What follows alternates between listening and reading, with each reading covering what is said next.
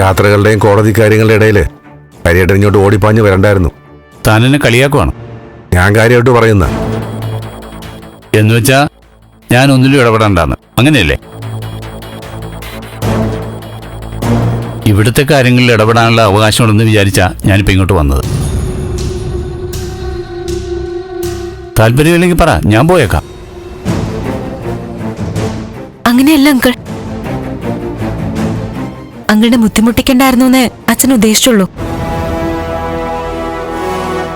തന്റെ കുടുംബകാര്യങ്ങളിൽ ഇടപെടാൻ എനിക്ക് ബുദ്ധിമുട്ടായിരുന്നെങ്കിൽ മീരയുടെ കേസിന്റെ സമയത്ത് തന്നെയും വിളിച്ച് ഞാൻ ബലരാമനെ കാണാൻ പോകില്ലായിരുന്നല്ലോ.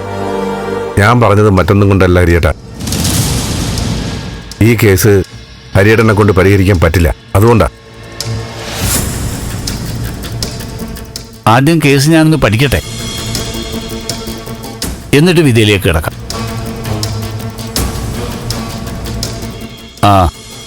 ഔപചാരികമായിട്ടുള്ള സംസാരമൊക്കെ മതി.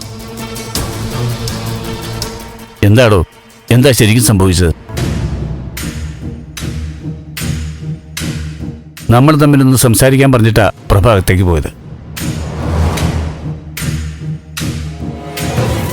താൻ തുറന്നു പറ, തന്റെ മനസ്സിലുള്ള എന്താന്ന് വെച്ചാൽ എന്നോട് പറ. നമുക്ക് നോക്കാം എന്ത് ചെയ്യാൻ പറ്റുമെന്ന്. ഒന്നും ചെയ്യണ്ട ഹരിയേട്ട. ഒന്നും ചെയ്യേണ്ടെന്ന് താൻ പറഞ്ഞതുകൊണ്ട് മാത്രം ചെയ്യാതിരിക്കാൻ പറ്റുമോ?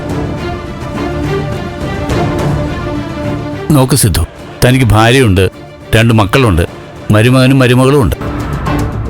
വൈകാതെ ചെറുമക്കളും വരും. എന്നുവെച്ചാ തന്നെ മാത്രം ബാധിക്കുന്ന കേസല്ല ഇത്. അതുകൊണ്ട് ഇവർക്കൊക്കെ വേണ്ടി താൻ ഉത്തരം പറഞ്ഞേ പറ്റൂ. അങ്കിൾ, ഞാനൊരു കാര്യം പറയട്ടെ. എന്താ മോളെ? അച്ഛൻ പറയുന്നത് കാര്യങ്ങളൊക്കെ വ്യക്തമാക്കാൻ കുറച്ച് സമയം വേണമെന്നാ. അങ്കിള് അമ്മയോടും നന്ദുവിനോടൊക്കെ സംസാരിച്ച് അതിനൊരു അന്തരീക്ഷം ഉണ്ടാക്കാൻ പറയണം. അച്ഛനെ വിശ്വസിക്കാൻ പറയണം. മോളുടെ ഈ വാദം അംഗീകരിക്കാൻ പറ്റില്ല മോളെ.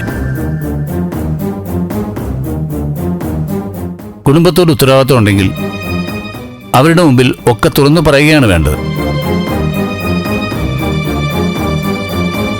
ഗൃഹനാഥന്റെ ഉത്തരവാദിത്വം സിദ്ധു കാണിച്ചേ പറ്റൂ. ഞാൻ എല്ലാ ഉത്തരവാദിത്വം കാണിക്കുന്നുണ്ട്. താൻ എന്ത് ഉത്തരവാദിത്വം കാണിച്ചെന്നാ പറയുന്നത്? ഈ തനൂജ തന്റെ ആരാണെന്ന് പറഞ്ഞോ? അവൾ പറയുന്നതൊക്കെ കള്ളമാണെന്ന് താൻ നാട്ടുകാരോട് പറഞ്ഞോ?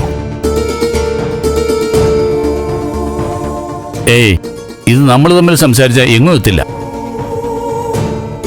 പ്രഭയും നന്ദനെയും വിളിക്കാം. ഒരു തുറന്ന ചർച്ച തന്നെ വേണം. അതൊന്നും വേണ്ട ഹരിയേട്ട. വേണം. ഫ്ലവേഴ്സ് സ്മാർട്ട് ഷോ ശനി ഞായർ ദിവസങ്ങളിൽ രാത്രി 9:30 ഫ്ലവേഴ്സിൽ.